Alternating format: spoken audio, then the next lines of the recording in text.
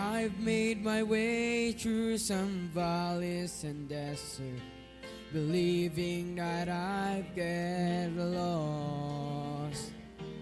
I stood at the foot of what felt like Mount Everest, knowing I had the strength for the climb. 'Cause through every trial, each test and temptation, one thing is sure every time. Over and over, again and again, God is faithful. Over and over, again and again, through it all, He's made me able to stand and survive, to come through alive when it sure looked like I couldn't win. But Jesus is with me, so I'll claim the victory over and over again.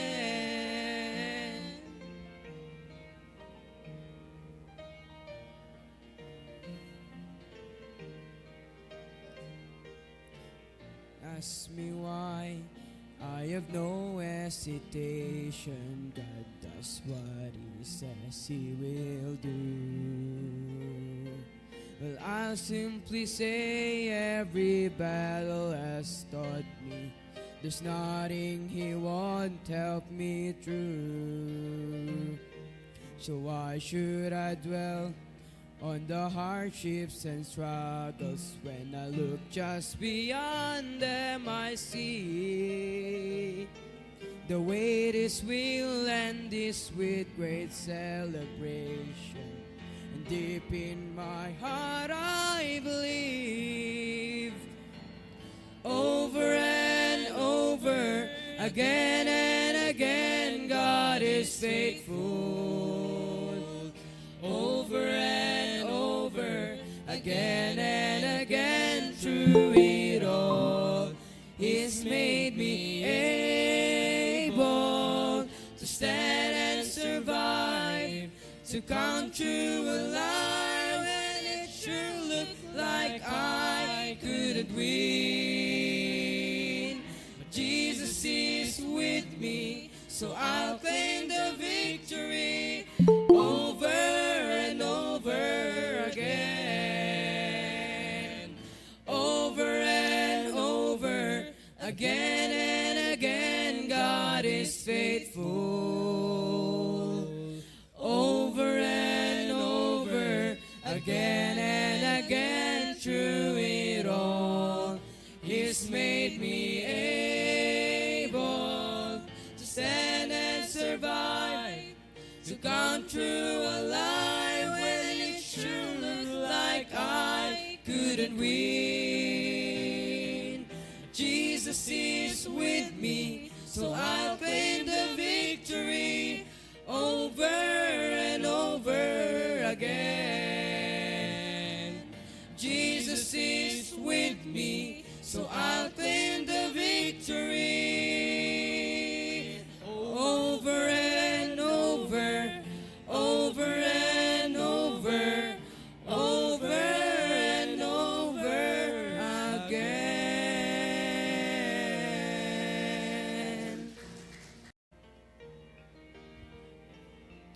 Yes.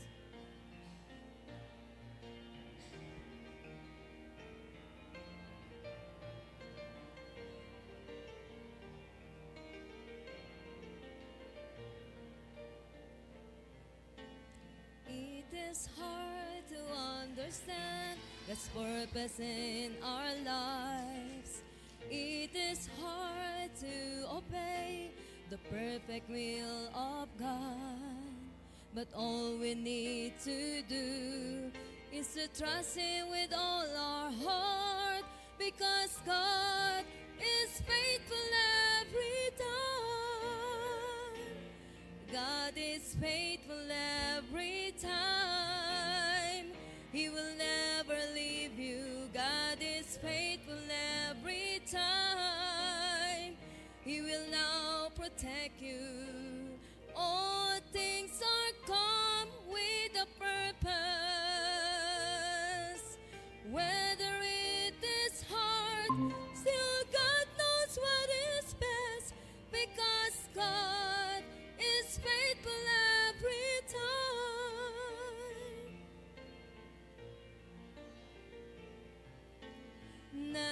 stop to run the race that God has set before us. Do your best to reach your goal, and God will take the rest. Lay aside your burden at His feet, because God is faithful every time. God is faithful every time. He will never leave you. God is faithful every time. He will now protect you. All things are come with a purpose. Whether it is hard, still God knows what is best, because God is faithful every time. Whether it is hard, still God knows what is best, because God is faithful every time. God is faithful every time.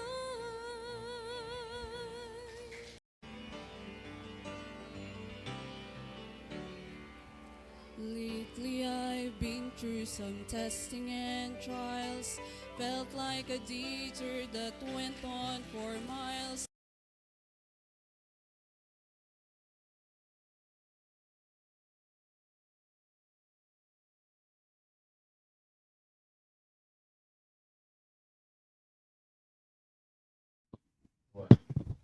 Amen. Magandang umaga po sa inyong lahat. It's Friday once again at nandito na naman po tayo mga nanay upang mag-aral ng salita ng Diyos. Dahil ito po ay Friday online morning devotion para sa mga nanay at sa lahat ng mga nanay, binabati po namin kayo ng isang napakagandang umaga at nasa Google Meet si Sister Tintin. Ayan, good morning Sister Tintin at si Sister Emilia from Saudi na iba yung oras nila doon. 12 o'clock yata or 1 o'clock in the morning. Ayan po. At sa ating Facebook Live po ay nandito po yung mga kasama natin na maagang gumising. Si Brad Salvador Bore and Sister Nelda. Good morning po. Sister Julian Bolyago. Good morning, Sister Julian. Sister Myra Salarson. Yan, ever faithful na mothers natin. Sister Heidi Claudia Sanet. Sir Asherto Manzano. Yan po. At si Marlene Reyes Deratas. Good morning, Auntie Vicky Magalong Reyes, Paharliaga. Brad Gilbert Hofer, good morning po sa inyo dyan po. At si Glyza Kay Jaramillo Ambonon. Good morning, Sister Raquel sa Cagayan. Sister Joyce. At 11 po yung ating kasama sa Facebook Live and prayerfully ay makapag-join din kayo sa Google Meet kung kaya po ng inyong signal po para magkita-kita po tayo sa dito po sa ating program na ang pagmamahal ng isang ina. At ayan po, tuloy-tuloy po tayo at ang mga kasama ko dito pong mga mothers sa studio ay kayo po ay babatiin po nila. Ayan po, mulan po natin kay Sister Vicky. Amen. Muli, isang napakaginaw na umaga. Kung makita niyo po mga naka-jacket. Super ginaw kaninang 4. Kaya muli, ang pagmamahal ng isang ina, paiinitin na namin mulit kayo. Tulad nung last Friday sa mga binigay ng Panginoon na mga verses ay muli magpapakita ng pagmamahal ng Panginoon sa atin. Kaya good morning, enjoy po natin ang panonood. Marlene, tawagin mo lahat sila dyan. Thank you. Sister Benny, Sister Good morning po sa ating lahat. Naimbag nga bigat kada kayo amin. Kakabsat. Yan dito'y Kailocanuhan at saka Bisayaan. Maayong buntag sa inyong tanan. At yan sa Mandabicol. Yan, Diyos maray na aga sa inyong gabos. Amen. Amen. Isang magandang umaga po sa ating lahat. At mga giniginaw yung mga kasama ko. Sige po. At magsama-sama po tayo hanggang sa matapos. Amen. Isang malamig na na morning, sabi nga sa Bicol mo ogmang aga sa Indogabos. Malamig nga po dun sa labas pero dito parang mainit pa. Ayan po, hilingin ko sina Sister Tintin. Hello, Sister Tintin, bati na kayo, Sister Emilia. Hello, ay, sorry. Hello po, good morning po sa mga host po dyan. Ganyan po sa lahat ng mga nanonood po. Bless po. Sister Emilia.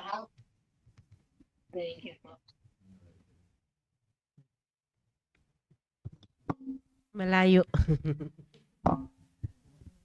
Di po kayo marinig po.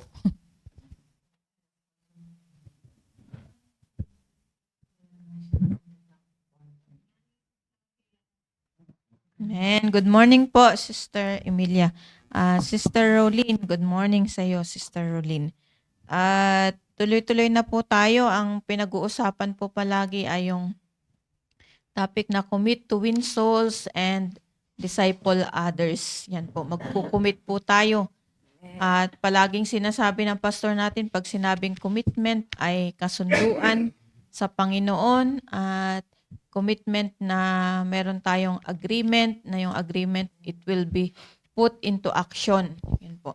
Ito po ay gagawin po natin at napakaganda na yun po yung sa buong taon ay yun po yung ating gagawin po na tayo po ay magkukumit, magkakaroon ng kasunduan.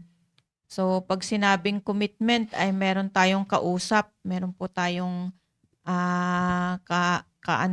ka-partner o ano, ang ka-partner po natin dito, ang kausap natin dito ay walang iba kundi ang Diyos. Ito po ay commitment po natin sa Diyos na tayo po ay soul winning. Pag sinabing soul winning, ini-explain natin yung pagkamatay, pagkalibing at muling pagkabuhay ng Panginoong Hesukristo at ating hihikayatin o aanyayahan ang isang tao na tanggapin ang Panginoong Hesukristo sa kanyang puso bilang Panginoon sariling tagapagligtas at ipapaliwanag natin kung gaano po kaganda, kung ano po yung mga blessing kapag tinanggap po niya ang Panginoong Hesukristo sa kanyang buhay.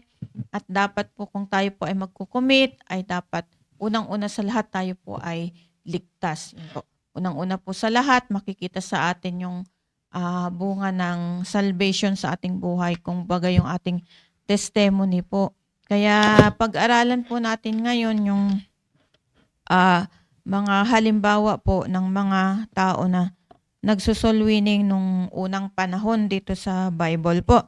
At sabi po sa Acts chapter 5 verse 42, ng mga mananampalataya po sa Jerusalem po ay sinasabi po dito, and daily in the temple and in every house, they cease not to teach and preach Jesus Christ. So yan po ang kanilang ginagawa na ito po yung ating sinusundan po. Mula po sa Bible yung ginagawa po nila. Na araw-araw po sa templo, pag sinabing templo, ito po yung iipunan or lugar na pinupuntahan ng mga mananampalataya upang mag-aral at makinig ng salita ng Diyos. Yun po yung temple. Ibig sabihin yung house of God. At in every house, sa bawat bahay, they cease not to teach and preach Jesus. Yan. Wala po silang tigil na ituro at ipangaral ang Panginoong Hesukristo. Bagamat ang Panginoong Hesukristo po ay nasa heaven po, umakyat na po siya sa langit, hindi na po nila kasama. So yun po yung bunga ng kanilang pagtanggap at araw-araw po binabahagi po nila ang salita ng Diyos. Sabi po dito, God could have used angels to spread the gospel, but He didn't. So yung mga angels po kasi sila ay messengers ng Panginoon. Bumababa sila upang sabihin yung gustong ipasabi sa kanila ng Diyos sa tao. Pero hindi ginamit ng Diyos yung mga angels para ibahagi yung gospel. He chose to use you. Yan. Pinili po niya na gamitin po tayo. Tayo pong mga taong ligtas at tumanggap sa Panginoon at sumusunod sa Panginoon. Sabi po dito, God uses people to bring people to Jesus. Yan po. So si Samuel po ginamit ng Panginoon upang makakilala si Saul sa Panginoon. Yan po. Kaya meron pong ginagamit ng mga tao para makilala nila ang totoong Diyos. Si Saul po nakilala niya ang Panginoon dahil nakausap niya si Samuel. At ngayon po si David naman, sabi sa Book of Psalms, ay nagsasalita siya ng tungkol sa soul winning. Sa Psalms 51 verse 13. So pupuntahan nyo na lang po yan para mabasa nyo po yan. Andrew brought Peter to Christ. Yan. Si Andrew po, siya po yung unang nakausap ng Panginoong Hesukristo. Yun po, pumunta siya sa Galilee. Yun po, taga Galilee po siya. At siya po ay fisherman. At maganda yung pag-uusap nila ng Panginoong Hesukristo. Kaya, dinala niya si Peter sa Panginoon. At si Philip naman ay nakausap niya yung mga Greeks at ipinakilala ni Philip yung mga Greeks sa Panginoon. Si Jesus naman ay nakausap niya sa Nicodemus at tinuturo niya yung tinatawag na pagiging born again. So Nicodemus ay mataas ang katungkulan niya sa sinagog. Ngunit siya po ay pumunta sa Panginoong Hesukristo at nagtanong siya.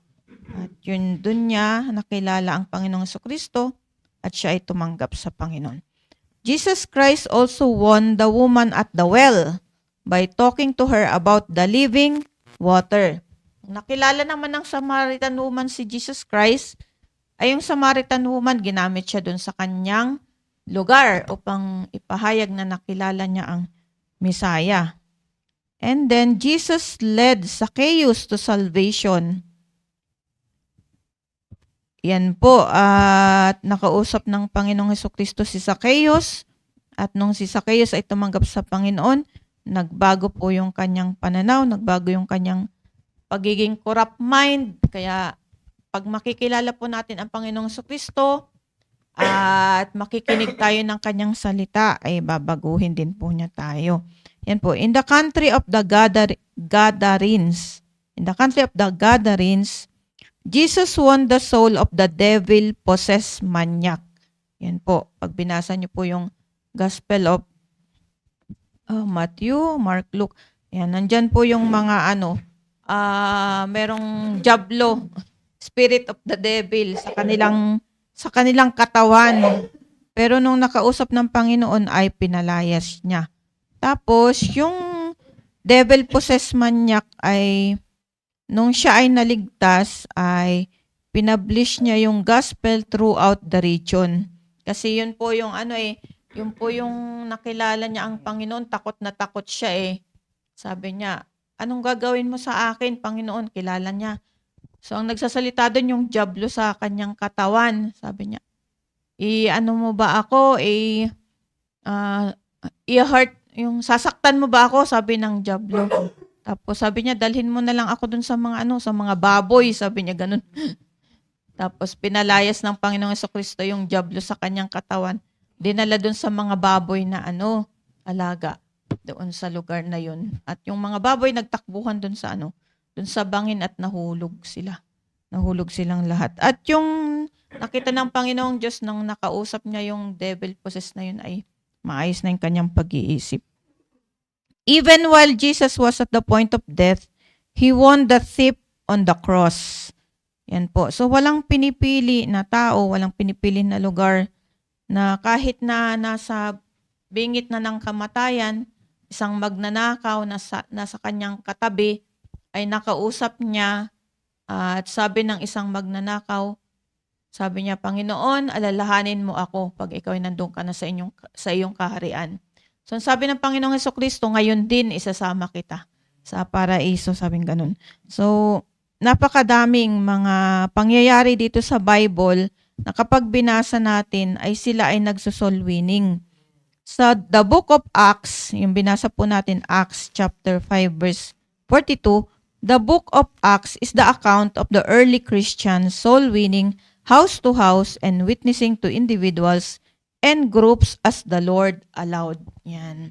So, pinapahintulot ng Diyos na ang mga mananampalataya ng panahon na yon ay sila ay nagbabahay-bahay, pumupunta sa bahay-bahay at pinapaliwanag nila kung paano tanggapin ang Panginoong Hesukristo sa kanilang buhay. Kaya yan po yung mga Bible example of soul winners.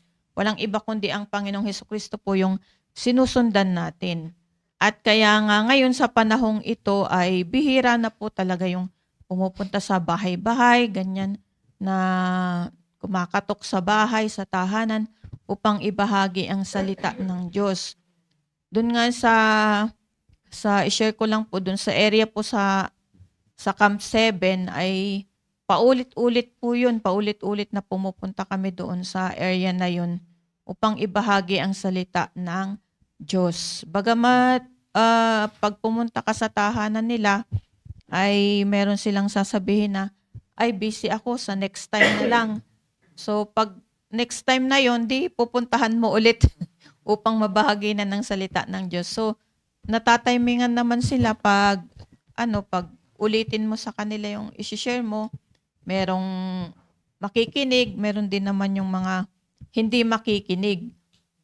Kaya sabi ng Bible ay konti lang yung gumagawa nito, kaya china-challenge tayo ng pastor natin na kahit tayong mga nanay, bagamat meron tayong mga gawain sa tahanan natin, ay sinasabi niya na tayo ay mag-join din sa area. Buong pamilya kayo, pumunta kayo sa area, sabi niya.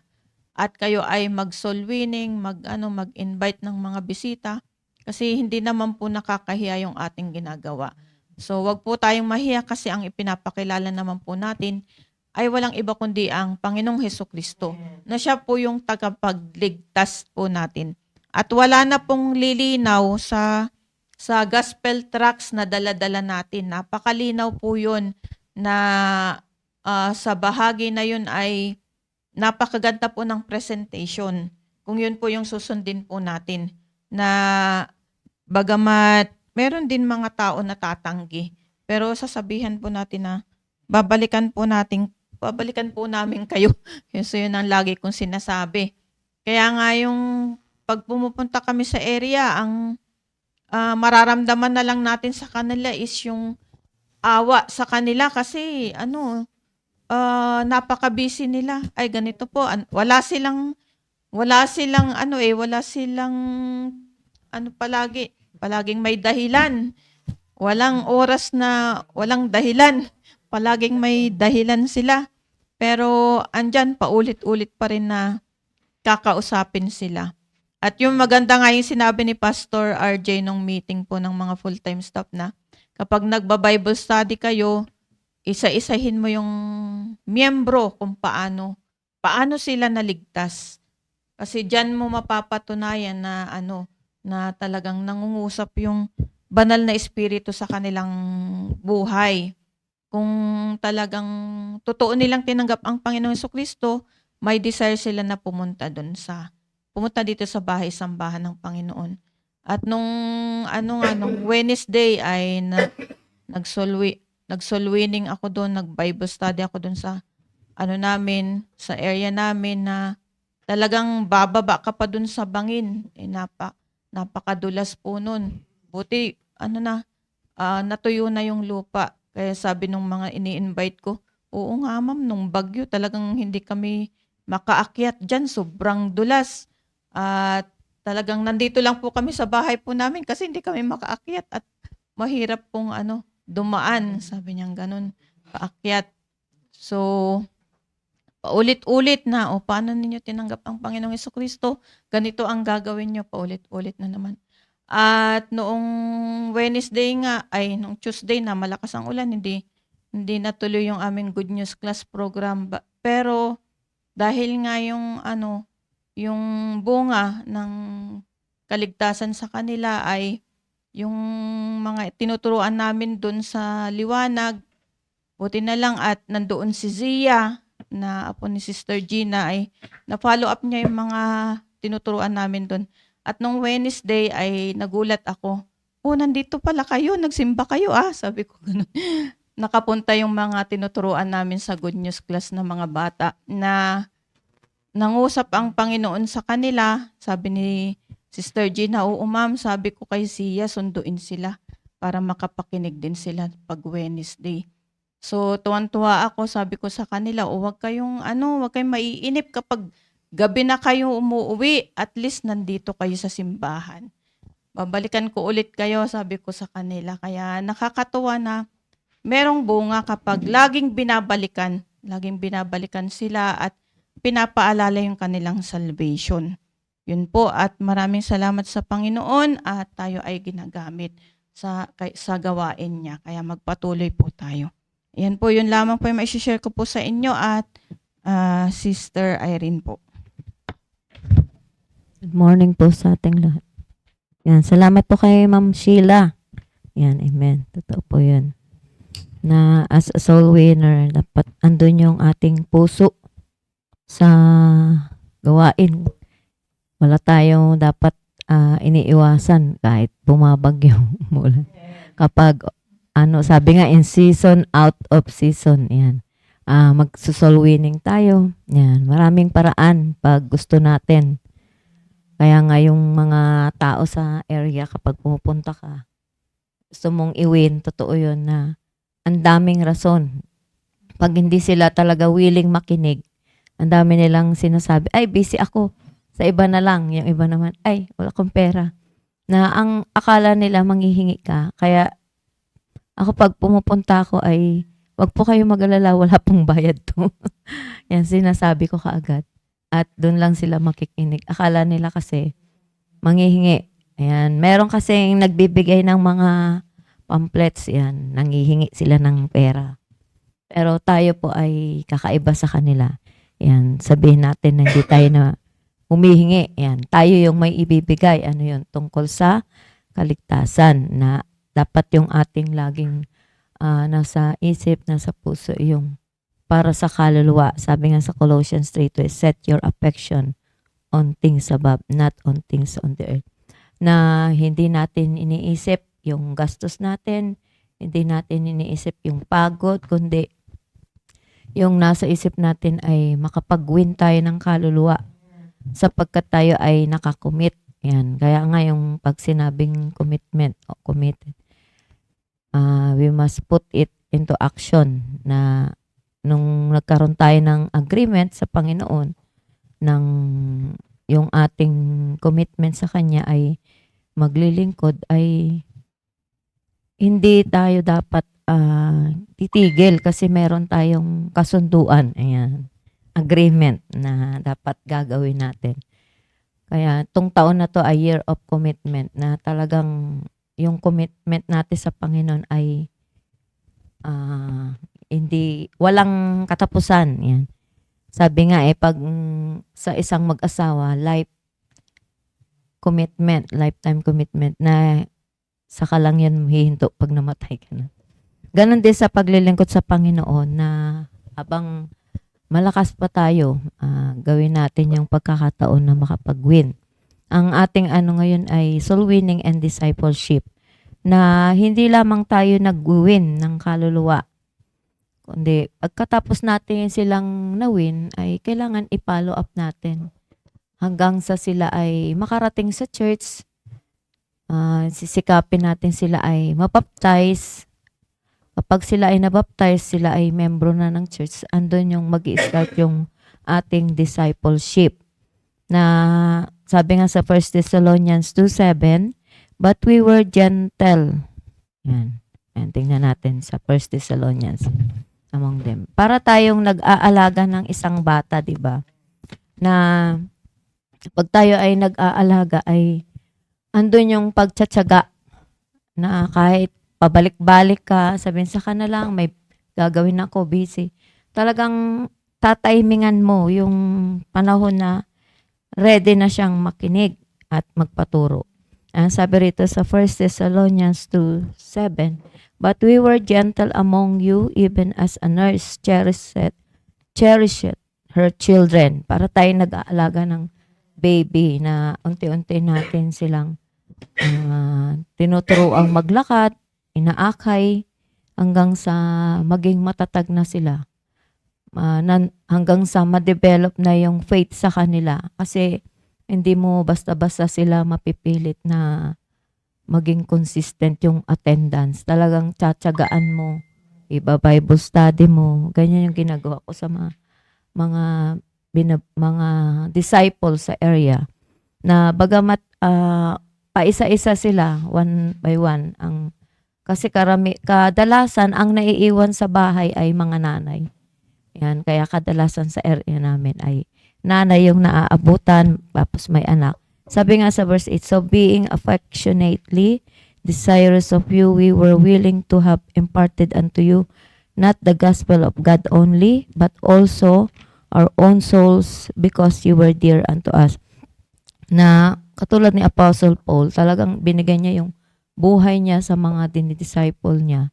Na nandun yung puso niya, na willing siyang disciple hanggang sa maging consistent na, maging faithfully na naglilingkod hanggang sa sila ay matutong maglingkod na katulad natin. Na tsatsagaan mo talaga na parang isang batang tinuturuan mo, una kakain, subuan hanggang sa matuto na silang mag-isa na lang sila kumakain, hanggang sa kanilang paglalakad din, tuturuan mo. Sa umpisa, hindi pa marunong hanggang sa kaya na nilang maglakad. Yan. Kaya ganun po ang discipleship na talagang aakayin mo, tutulungan mo siya. Lahat ng pagtsatsaga, gagawin mo. Yan. Yung buhay mo na yung sasabihin mong nakakapagod. No, hindi tayo dapat napapagod na kahit nga may sakit tayo, uta tayo sa area eh. Kahit masakit yung tuhod, di ba? Na kahit hindi mo kayang bumaba, yung tuhod mo, ang sakit-sakit na. Yan, yung tuhod. Yan, pag nagkakaedad na ganun. Pero hindi mo irarasan yung, ang sakit ng tuhod ko, ayoko pumunta doon. Kailangan pumunta ka, andun yung disciple mo. At pati sa akyatan, yan, uunti-untiin mo yung akyat. Ganon talaga yung pag-disciple, magtsatsaga ka. Kahit sabi mo, ang dulas-dulas, katulad yan sabi ni Ma'am Sheila, talagang sasadyain mo talaga, gagawa ka ng paraan. Pwedeng magbota. Kaya ako nagbobota ako pag umuulan. Kasi nga, pag yung mga sapatos o tsinelas madulas, kaya bota na lang yan. Kakapit siya sa putik. Yan. Talagang gagawa ka ng paraan para sila ay maakay mo. Huwag tayong matakot, huwag tayong mahiya. Kasi kadalasan sa area nandiyan yung pagkatok mo pa lang sa pinto sisigaw na, "Ano ba? Nakaka-istorbo kayo." Yan. Na kahit bagamat ganun yung nangyari, huwag tayong ma-open. Yan.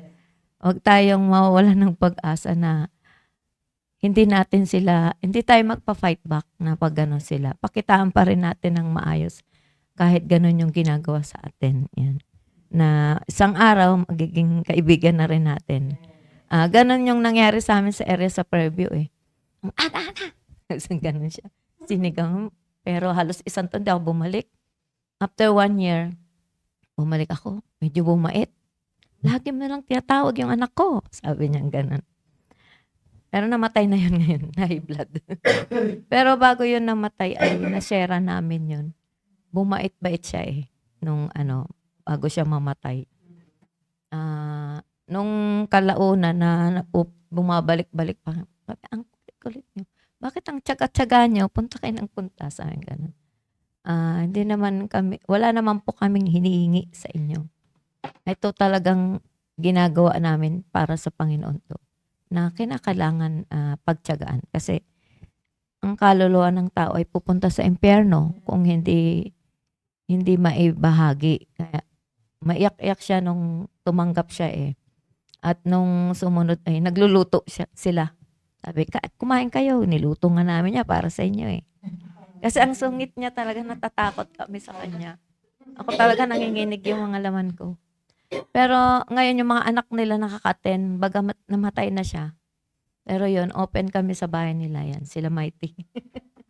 Talagang naranasan ko din yung na pag kumakatok kami. Kasi di ba susunduin mo.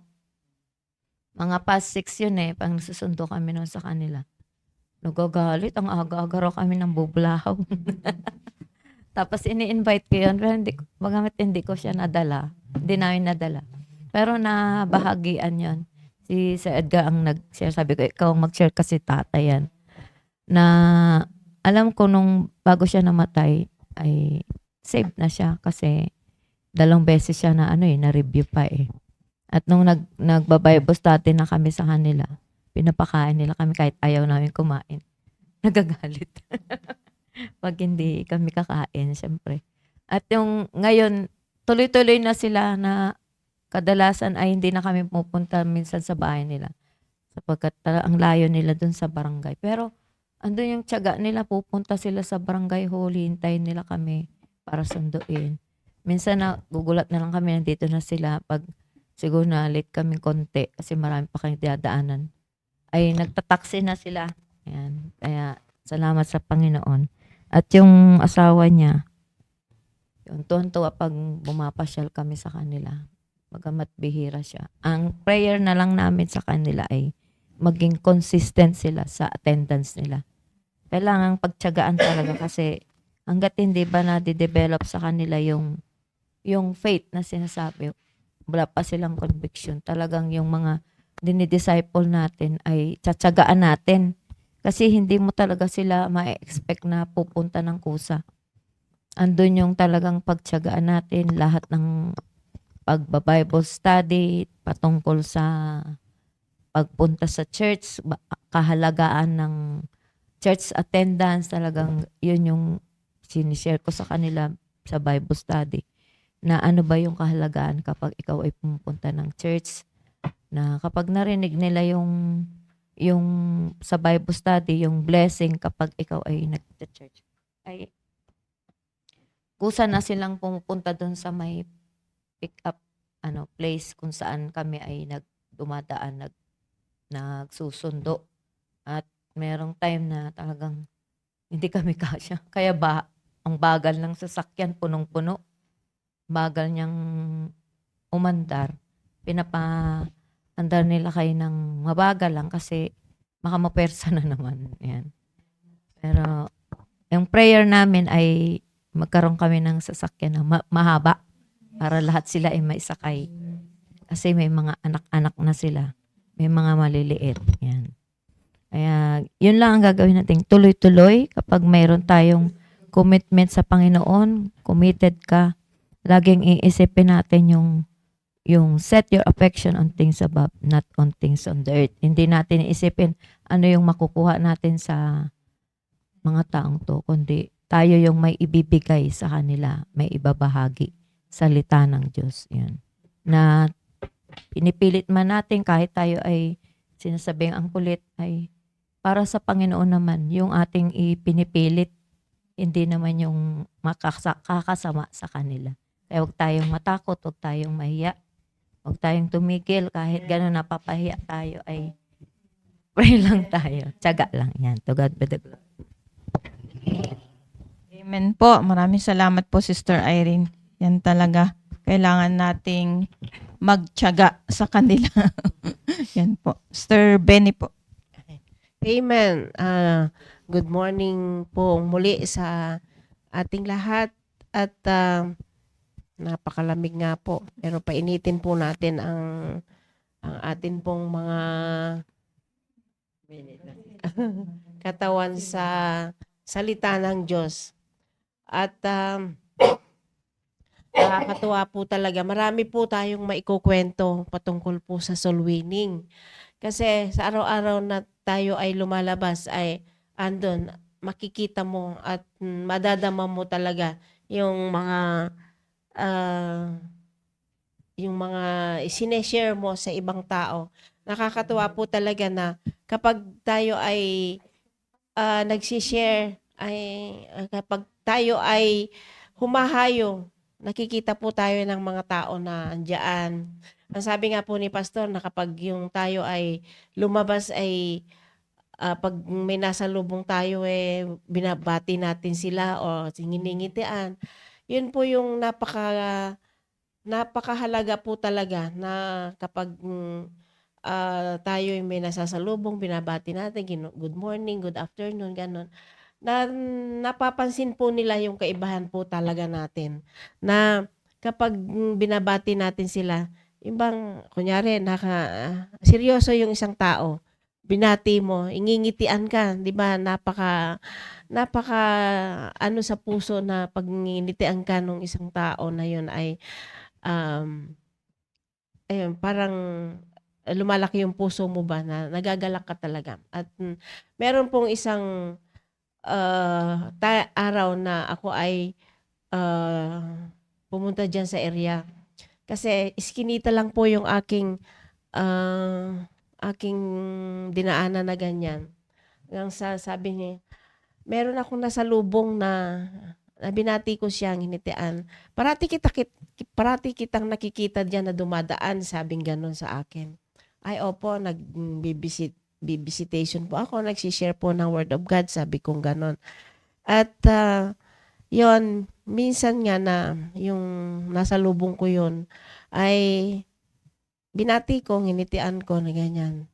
Hanggang sa binigyan ko rin siya ng tracts. At alam niyo po ba na yung pagbati na ganun at saka pagbigay ng tracts ay at nasyaran mo yung tao na yon ay andon magpapasalamat sa iyo at malalaman mo merong palang problema yan o kaya merong hinaing na isasabihin sa iyo.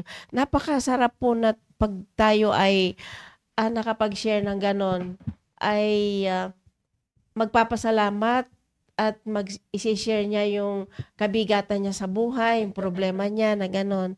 At kapag yung nanalangin kayo ay iiyak sa'yo at magpapasalamat. Yon.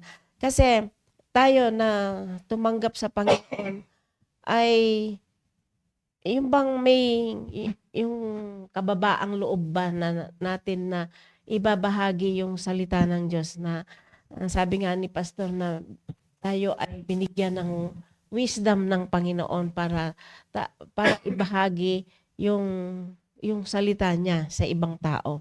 At ito po nararanasan ko po talaga sa akin habang ako ay kahit mag-isa ko lang ay andyan po nararanasan ko yung gano'n na hindi ko pa naman na ano yung naranasan yung sa pagkatok ng bahay ay yung bang itataboy ka, hindi naman. Kundi andun na rin, parang pagtaboy na rin siguro din yung gano'n, yung sabi niya, ay ganito po merong akong ginagawa, merong busy, gano'n. Talagang yun ay mararanasan natin masasabi ng ibang tao yan. Pero wag nating hayaan na yun ay manalo. Kundi balik-balikan pa rin natin, puntahan rin natin, gano'n. At yan, lalambot ang puso, ipanalangin natin. Kasi kapag tayo humahayo, kaakibat talaga panalangin. Unang-una talaga panalangin, yan. Na bibigyan tayo ng Panginoon ng wisdom, ng humble heart, na kahit man ano po yung ma-encounter natin sa iba ay hindi po tayo yung masasaktan, kundi andun ba yung ating awa sa kanila na ay kawawa naman itong mga taong ito na hindi pa nila alam yung katotohanan.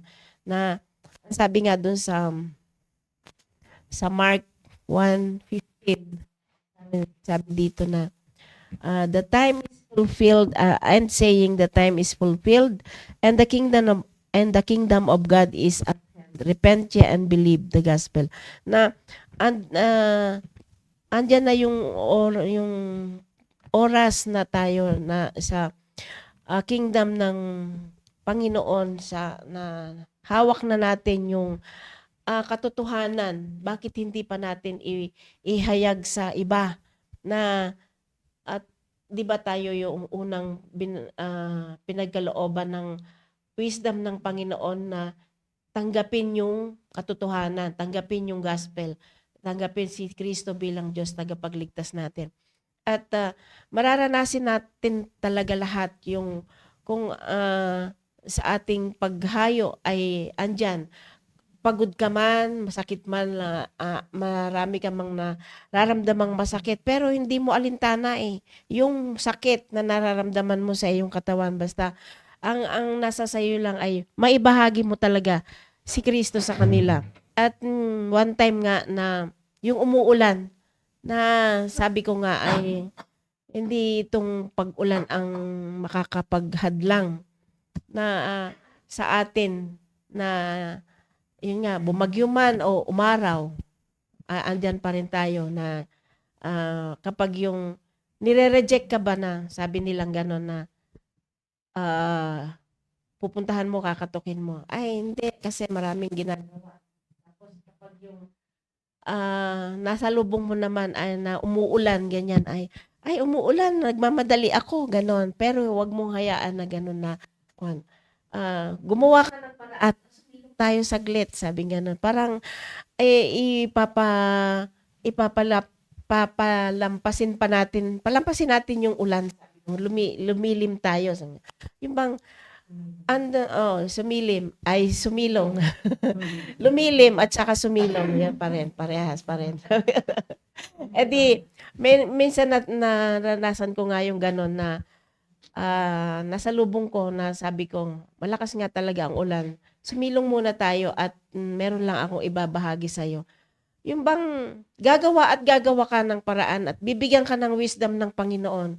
Kaya kaakibat talaga yung panalangin na kapag naibigay na sa iyo ng Panginoon yung wisdom na ibibigay sa iyo ay andoon, matutuwa ka talaga at yun nga, sabi ko nga na sumilong muna tayo kasi malakas nga ulan.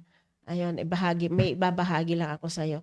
Yung bang pag parang ire-reject ka na nga, ay andun pa rin, magkakaroon pa rin ng kababaang loob yung taong yun. Kaya tayo bilang isang nagbabahagi ng kay Kristo ay wag tayong magsawa, wag tayong parang balat sibuyas na masasaktan doon sa ganung ginagawa. Kaya yun nga, nasiran ko siya, sumilong kami, nasiran ko. At sabi niya, yun naman pala ay, maganda naman pala ibabahagi mo sa akin, sabi niya ganun. Kaya tayo, wag nating hayaan na kahit na yung umuulan na gano'n, kaya mainit, gumawa tayo ng paraan para ipanalangin natin sa Panginoon na huwag palampasin yung gano'n na kaisipan nila, yung nararamdaman nila na hindi maganda, ay huwag nating palampasin na sila ay manalo sa ganong sitwasyon. At marami po tayong may encounter sa area nga rin po na parati kong binabalik-balikan yung isang family, wala mang tatay, ay binabalik-balikan ko pa rin. Kasi family yon na may lola, may nanay, may anak, may apo. Ayun. At ang tatay nung ama nung apo ay nagtatrabaho kaya hindi ko madatnan sa bahay. Kaya 'di ba tayo kapag tayo ay pumupunta sa bahay ay ang nadadatnan nga natin talaga ay nanay, mga bata. At parati ko yan na binabalik-balikan at nasukol ko yung anak niya na andon kasi umuulan nga. Nasukol ko na sabi niya kasi ay meron pa akong assignment. At yung time na yon ay walang pasok. Nasukol ko nga yung batang yon. Sabi ko, ay andyan pala kako. Yung anak mo sis, sabi kong ganon. Sharean ko lang, sabi kong ganon. Papasok na sa kwarto ulit. Saglit lang, sabi ko, hinawakan ko siya sa braso. Na mahalaga kako ito, ibabahagi ko. Sabi kong ganon sa kanya. At dapat kako, hindi natin tinatanggihan kasi salita ng Diyos ito, sabi kong ganon. Hanggang sa pinaikot-ikot nga yung mata niya na umiirap-irap, sabi kong ganon. Ay, hindi ako ang iniirapan mo, ang Panginoon. Sabi kong ganon. At sabi ng lola, Bisaya kasi hindi ko naintindihan kung ano yung sinabi niya. Yun pala, sabi niya ganon. Sige, magsisisi ka, sabing ganon. Kapag ganyan nire-reject mo ang Panginoon, ay, ang salita ng Diyos, sabi niya ganon, ay magsisisi ka. Sabi niya ganon yung lola. Hanggang sa ako ay, sige, patuloy na rin na ginamit ko na yung time na yon na sukol ko na nga siya, ibinahagi ko yung salita ng Diyos, yung about salvation. Na nung tumanggap sa panalangin, sabi nung nanay, pagpasensyahan mo na kasi merong pinagdadaanan niyang anak ko na yan, sabi niya ganon. Di, ayun, hanggang sa umiiyak nga yung bata na, ayoko na, sabi niya ganon. Yun ay high school na bata. Hanggang sabi niya gano'n, ayoko na. Sabi niya, ayoko na rin mag-aral, ayoko na rin lahat. Sabi niya gano'n.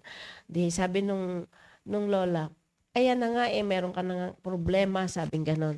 Ayaw mo pang makinig ng salita ng Diyos. Kaya tayo bilang isang soul winner, wag nating hayaan kung ano man yung sinasabi nila sa atin, yung nire-reject ba tayo, ay wag nating hayaan na patuloy nila po yung gano'n na attitude. Kaya tayo, ay sige lang, humayo lang tayo ng humayo, ibahagi natin ang gospel. Yun lang po. To God be the glory. Amen, Sister Beth po. Thank you po, Sister Benny. Amen. Good morning po sa lahat. Ayun na nga. Sabi nga yung soul winning, ito yung napaka-significant aspect ng pagiging Kristiyano natin. Ito rin yung reason bakit ang Panginoon sa Kristo ay nag-train ng mga disciples at nag-preach ng kanyang salita. At ito rin dapat nga sabi nga magiging foundation natin na bilang sa church para ito din ang magiging una nating yung bang foundation natin para makapag-win tayo at makapag-disciple ng mga souls na mula sa kadiliman patungo sa kaharian ng Panginoong Diyos.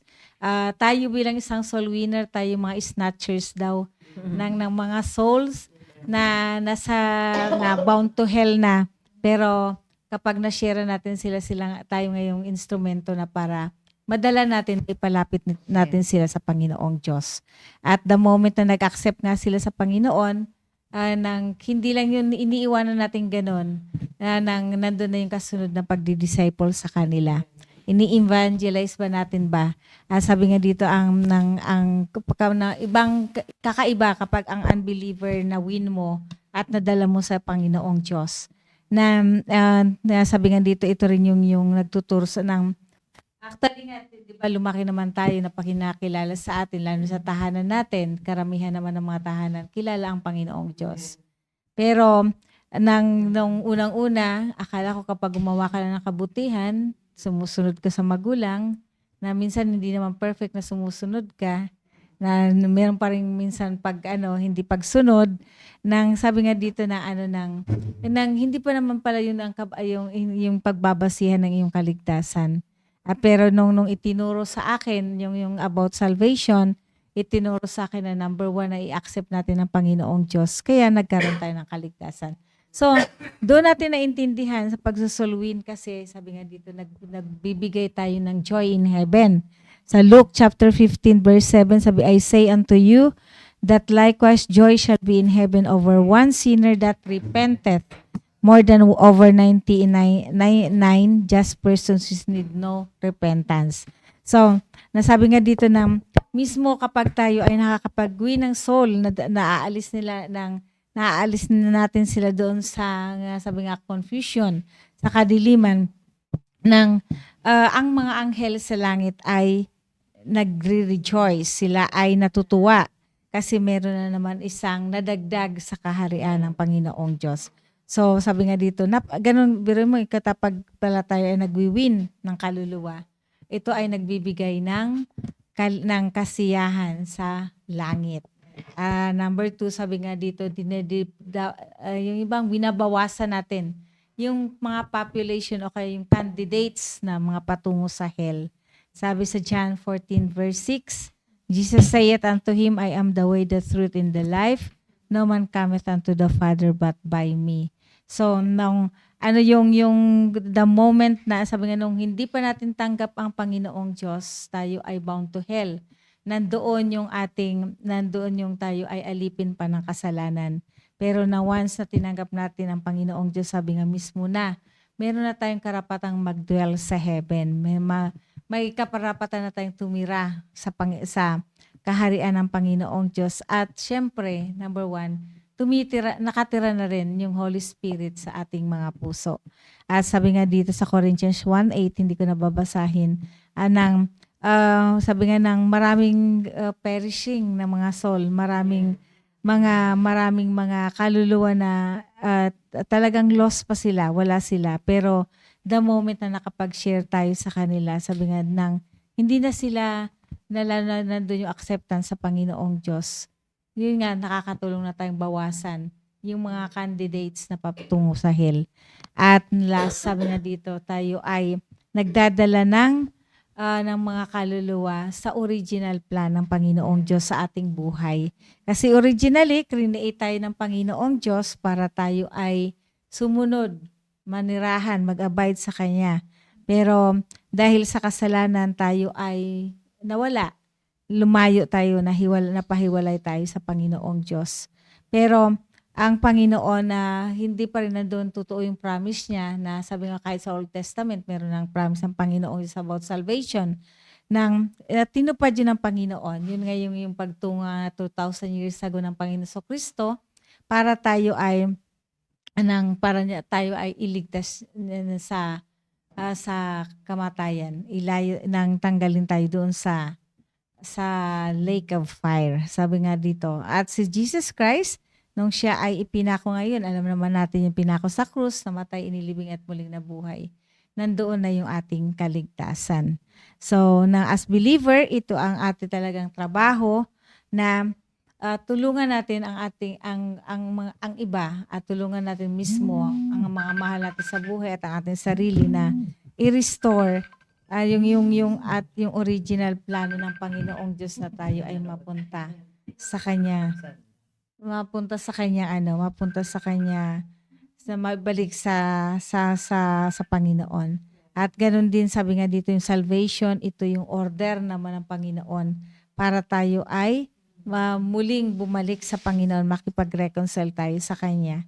At wag tayong, sabi nga bilang soul winner, tayo din yung instrumento para yung mga nalilinlang ng mundo ay muling ibalik natin sila doon, muli nating idalhin sila sa Panginoong Diyos.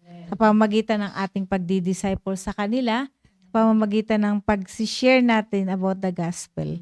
At sabi, as believer, sabi nga napakalawak pa, marami pang kaluluwa na nangangailangan ng salita ng Panginoong Diyos. Marami pang kaluluwa na dapat nating turuan. Sabi yung kanta nga natin, di ba?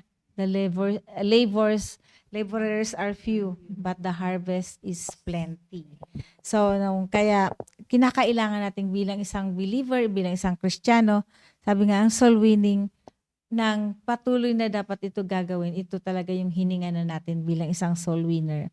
At ito, hindi lang ito magbe-benefit sa atin mismo o kaya sa mahal natin sa buhay, kundi sa iba rin na nangangailangan ng salita ng Panginoong Diyos. Share ko lang, last Saturday, nagba-Bible study ako doon sa dinidisciple ko nga.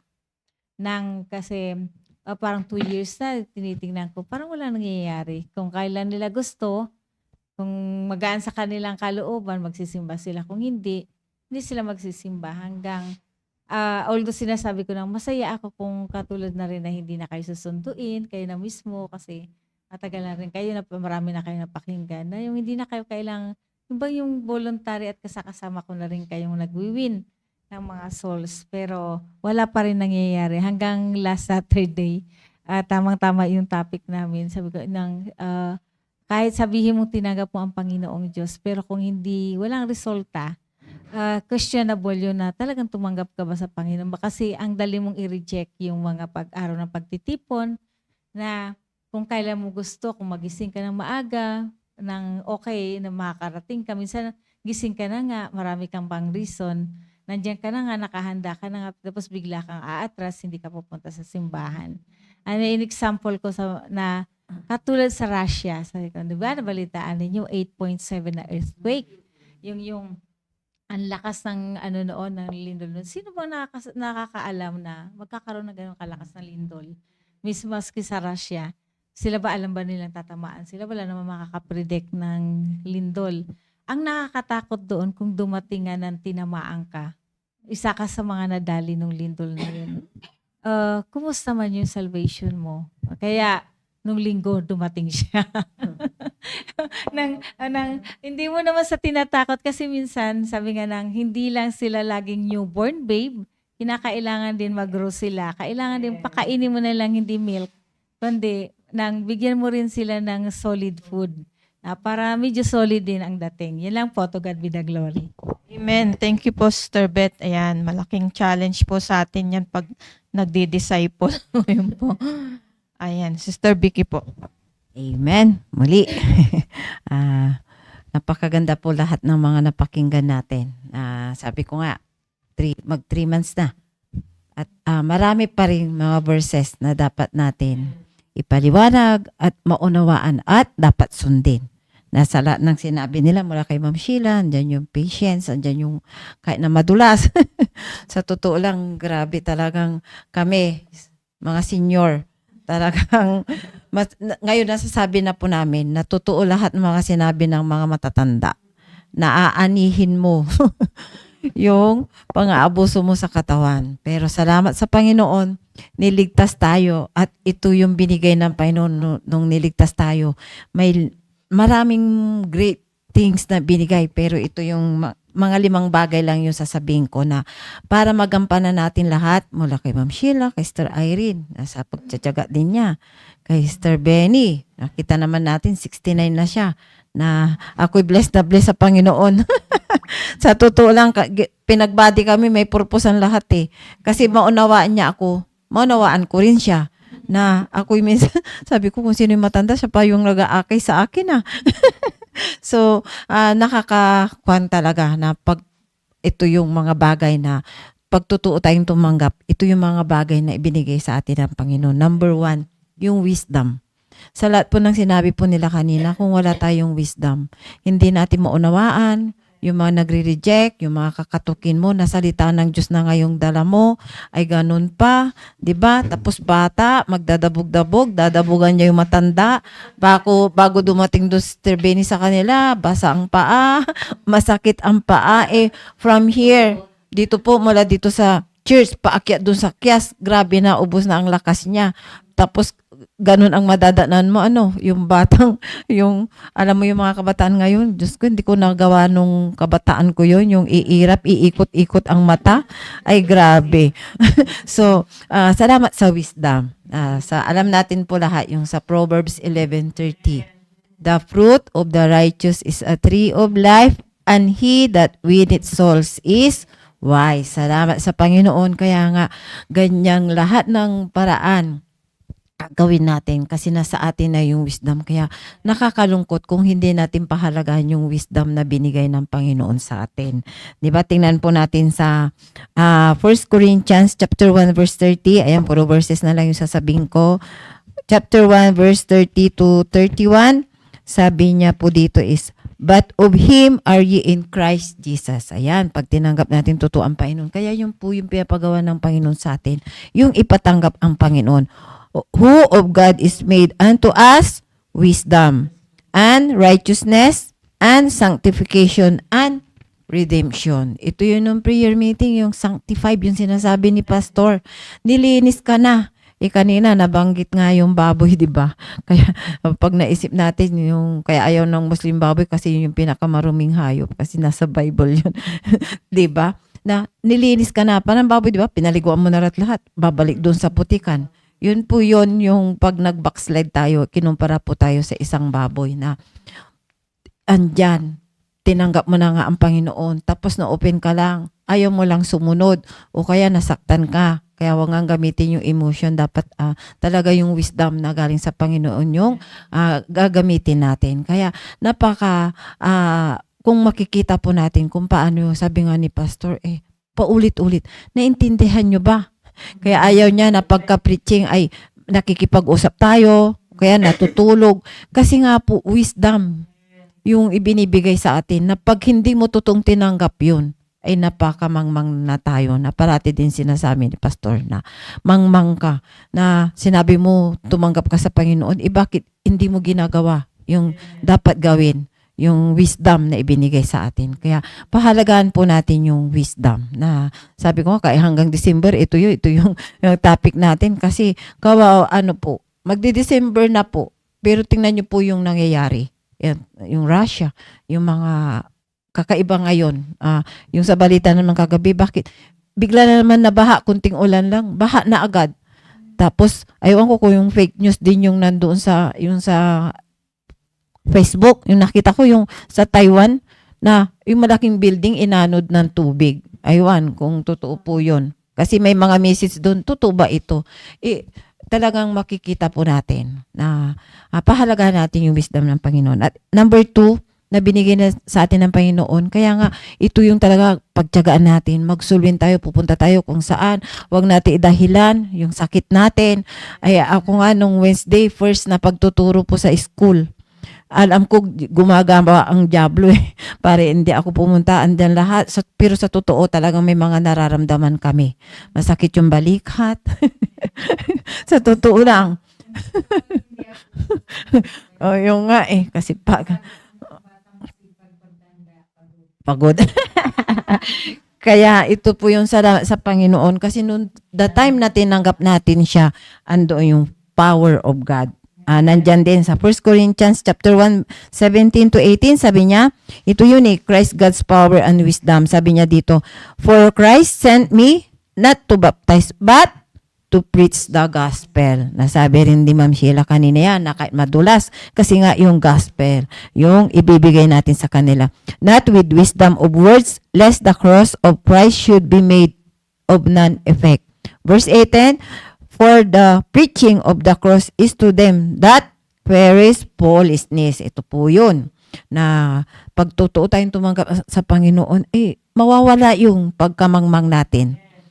But unto us which are saved, it is the power of God. Ayan, nung niligtas tayo, andyan yung power of God. Kaya wala nang mga dahilan. Kaya yung mga kinakatok natin, mas makapangyarihan yung mga gawaing bahay, tapos sabihin pang istorbo, power, yung nga yung pinoproblema nila, walang iluto, ang daming labada. Kung may power of God, kung hayaan po nila na i-share natin yung power of God, pareho kami na sobrang kasipagan daw yun. Hindi yung yung mga sakit-sakit na yan. Pero nasa atin nga ang power ng Panginoon. Na salamat sa Panginoon. Sabi ko, kung talaga patunayan mo yung parating challenge ni Pastor sa atin, nakikita mo ba yung power na Panginoon na kumikilos sa'yo? At nung Wednesday, sabi ko kung pinahintulutan ko yung kuha ng diablo na yung masakit, tapos umaambon pa. Tapos ni isang payong wala akong makita sa bahay. Diba? Talaga, mula doon sa bahay namin, pababa, paakyat sa kyas. Paakyat pala yun. Nilakad ko yun, umaambon. At nakakatuwa, pagdating doon, alam mo yung pagka talagang makita ng Panginoon yung talagang pagmamahal mo, na wala kang dahilan, ay yung section na binigay sa akin. Ang teacher doon, yung po yung disciple na Minister Bibian, si Ma'am Maki, na tapos pati siya natuwa sa akin. Ay ma'am, sabi niya, kayo ang magtuturo dito, sabing ganyan. So, nakaka-bless. Tapos yung mali na anak niya noon, ay ministers pa kasi Sister Bibian noon, kaya parati kami dyan sa Kias. Dati sa siya, sa city nagtuturo, tapos na-transfer siya dyan. So, sabi ko, salamat Panginoon, na kahit na yung may sakit, na alam natin. Minsan talaga alam natin na hadlang yun eh. Pero pag gusto natin patunayan yung power ng Panginoon, ay makikita natin na andun yung kasiyahan din natin at nakaka-bless po yung section na yon at tuwan-tuwa din siya na sabi nga niya, yung nagkaano din siya na kung ano yung sasabihin din sa mga bata na dapat andon yung respeto sa Diyos para hindi problema ang teacher na saway ng saway. Diba?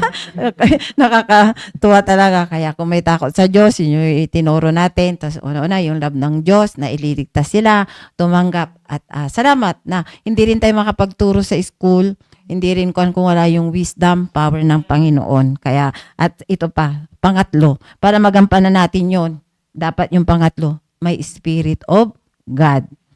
Diyan pa rin po sa 1 Corinthians chapter 2 naman po tayo, 10 to 13. Sabi niya po rito, 1 Corinthians chapter 2 verse 10 to 13, sabi niya, but God hath revealed them unto us by His Spirit. For the Spirit searcheth all things, yea, the deep things, diba, of God. Yun dyan na talagang makikita mo yung lahat, sabi nga kaya wag natin ihiwalay yung Biblia. Makikilala natin ang Panginoon. For what man knoweth the things of man, save the spirit of man which is in him, even so the things of God knoweth no man but the Spirit of God. Verse 12, now we have received not the spirit of the world, but the Spirit which is of God, that we might know the things that are freely given to us of God. Diba? Sabi nga ni Pastor, libreng-libre na ibibigay sa atin yung salvation natin. Kaya yung nasabi din ni Ma'am Sheila kanina na hindi ka maiinis sa mga taong tumatanggi. Maaawa ka na lang. Kasi sa totoo lang, grabe ang kunda ngayon, struggle, andyan, sakit, calamity. Yung nga ibibigay mo panglaban sa mga ganun, di ba? Kaya wag po tayong magsasawa na maunawaan natin yung mga tao. At number 4, ano pa yun? Yung peace of God. Nandiyan talagang binigay niya sa Philippians 4:9. Andyan talaga yung binigay ng Panginoon sa atin. Mayroon na tayong wisdom, power, spirit, kaya may kapayapaan. Na, yan na naman. Sa balita, may 2 bagyo na naman. Di ba? Kaya andyan po na sabi nga ni Pastor, yung nangyari dito na slide niya sa harapan ay sabi ni Pastor, hindi siya masyadong nag-aalala kasi nga noon pa man, mula pa doon sa taas, naranasan yung protection ng Panginoon. Kaya may kapayapaan po tayo pag totoong tumanggap tayo sa Panginoon. Kaya ito po yung mga ibibigay natin sa mga tao pag pumupunta po tayo na sulwin. Sabi nga ni Sister Beth, snatchers of soul, di ba? Yung snatchers, ang bilis-bilis eh. Kaya dapat, di ba? Yung snatcher, kahit may sakit yan eh, kahit walang tulog yan, maka-snatch lang, di ba? How much more yung kaluluwa na aagawin natin para hindi mapunta sa impyerno. At number 5, anong nandito? Sabi niya, presence of God. Huwag po tayong mag-alala, kahit saan tayo dalhin ng Panginoon, ay andyan kasama natin. Alam po natin yan sa Matthew chapter 28, verse 18 to 20. Sabi niya, I am with you always. Kaya salamat sa Panginoon sa binigay niyang ito sa atin at marami pang mga ibinigay ang Panginoon pag papahalagahan natin itong 5 bagay na ito. Kaya enjoy po natin maglingkod sa Panginoon. At sabi nga, nandyan, yun ang makikita sa atin, sa pamilya natin, sa kamag-anakan natin, sa kapitbahay, sa lahat na andyan, pati yung privilege mo para gamitin ng Panginoon kung saan ka dadalhin, ay ibinigay ng Panginoon sa atin. So, yun lang po. To God be the glory. Amen. Ayan po, napakasaya na mapakinggan po yung mga ganon na ginagawa ng Panginoong Diyos sa buhay po natin. Meron po tayong dala-dala na hindi ordinaryo yung binibigay natin sa mga tao na hindi nila maunawaan kasi nga wala pa yung Spirit of God sa kanila, wala pa yung banal na Espiritu. Kaya tayo ay sinisimangutan kasi wala pa silang Spirit of God. Kaya nakakatuwa din po, share ko lang po yung kahapon na yung campus ministry sa Fort. Kasi talagang ang schedule na binigay sabi nung teacher ni Eliezer is 9:30. Kaya Ay nagpe-prepare ako, sabi ni Pastor RJ, pupunta ka ng 9:30, sabi niya sa akin. 9:26 na, sabi niya, anong klaseng kausap ka? Sabi niya, madadala yung teacher sa'yo, sabi niya, kaya nagmadali kami at nakasama ko si Inday. Pataas kaming ganon, ay yung kambing na malaki, sinusuwag-suwag kami, sabi. Tumataas-taas siya, tumatayo-tayo. Sabi ko, Inday, ano ba yan? Bakit ganito yung kambing? Kaya inaano ko nung payong ko, nasira yung payong ko. Hinahabol kami. Kaya sabi ko, dito tayo sa kabila dumaan. Kaya putik-putik kami. Opo. Pagdating doon, ayun doon naman, inaano niya yung teacher na ni Eliezer ay piniprepare niya yung mga bata. Ay sige ma'am, wait lang po ma'am kasi i-prepare ko lang sila para sila ay makikinig po. Ganun. Kaya nakakatuwa. Yun po talaga pala yung schedule na magtuturo. Kasi pag 10:30 po pupunta, uwian na pala ng mga bata. Yun. Kaya nung pumunta sila, Ma'am Tintin, tapos na pala yung klase. Kaya hindi natuloy. Kaya maganda rin yung pinapaalalahanan tayo ng pastor natin. Kaya na-remind ako dun, sabi niya, 9:30 ang usapan, bakit aalis ka 9:26 na? Sabi ng pastor. Kaya yung hapon din na kinder, ang binigay sa akin ay 2:30. Dapat 2:30 pupunta na po kayo, sabi nung teacher ni Eliezer. Kasi yung mga magulang, pag nag-aabang na sa pinto, naiinip na sila sa mga anak po nila. Pero napakaganda po ng resulta kasi wala nga si Teresa doon. Si Eliezer, talagang behave na behave. Sabi niya, yung tinuturo ko, alam niya. Oh, yan, gusto niyo ba dyan? Sabi ko, yung dark page na yan. Sabi ko, ay, opo, yan po yung madilim. Impyerno po yan, sabi ni Eliezer. Kaya natutuwa din ako kay Eliezer kasi nag-behave siya dun sa school kahapon. At yung mga batang maliliit, despite sa age nila na 5, ay natutong mag-pray at tumanggap sa Panginoon. Nakakatuwa po yun. Tapos yung teacher ay kinakaibigan ko siya kasi Anglican po siya.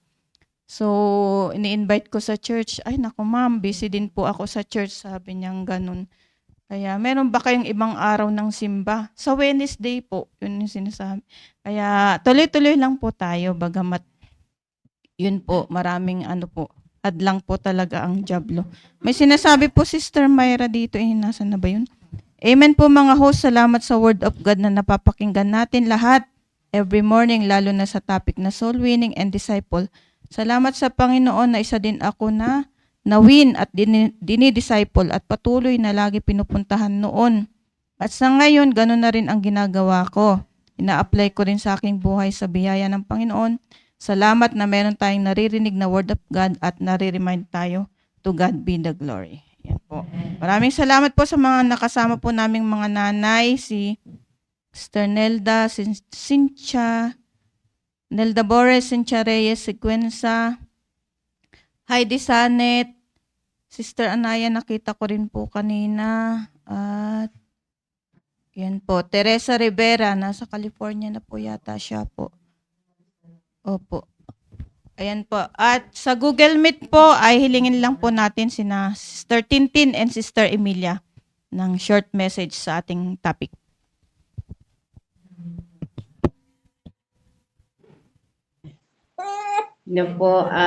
Thank you po muli sa sa devotion po na ito. Nagpapasalamat po dahil nandun po talaga bilang isang nanay, alam po talaga kung paano po yung pagpapahalaga, pagtsatsaga sa pag-aalaga. Ganun din po sa mga nababahagian, mga pagmamahal din po para sa ibang sa mga kaluluwa po. Katulad nga po ng sinabi po ni Ma'am Sheila, yung kahapon na mali po yung binigay po sa aming oras, uwian na po pala yung 10:30. And nagpapasalamat po dahil hindi rin po sinayang yung pagkakataon na yun, ay marami po mga magulang doon, ay yun na po yung salamat po sa burden sa kaluluwa na marami pong mga nabahagian na mga magulang din po kahapon. Kaya yun po, nagpapasalamat po dahil nagagawa po yun dahil sa mga napapakinggan po ng devotions. Thank you po. Good morning sa ating lahat. Salamat din sa mga sa Mahina po. Hina ka, sis. Okay na po. Mahina pa rin. Okay na po. Ayan, okay na. Good morning sa ating lahat. Salamat sa kasi ito talagang Humihina, sis. basta phone ko, sira na. Yan lang po. Salamat. Yan lang po. Amen po, Sister Emilia. Tuloy-tuloy lang po kayo mag-soul winning. Sabi po ni Sister Heidi Claudio Sanet, amen, thank you po, mothers, for the word of God this morning. Tapos, Cynthia Reyes Sequenza, Kokoy is watching, sabi po niya. Amen po. Kokoy. Ayan, thank you po sa ating mga napakinggan at praying na ma-challenge po tayo sa mga shinare po sa atin ng mga nanay. At next time po ay mapapakinggan natin mga full-time mothers kasi 6:10 na po ba? 6:10. Yan. O sige po, at kasi may preparation pa po yung ating Alpha Aswat, good morning.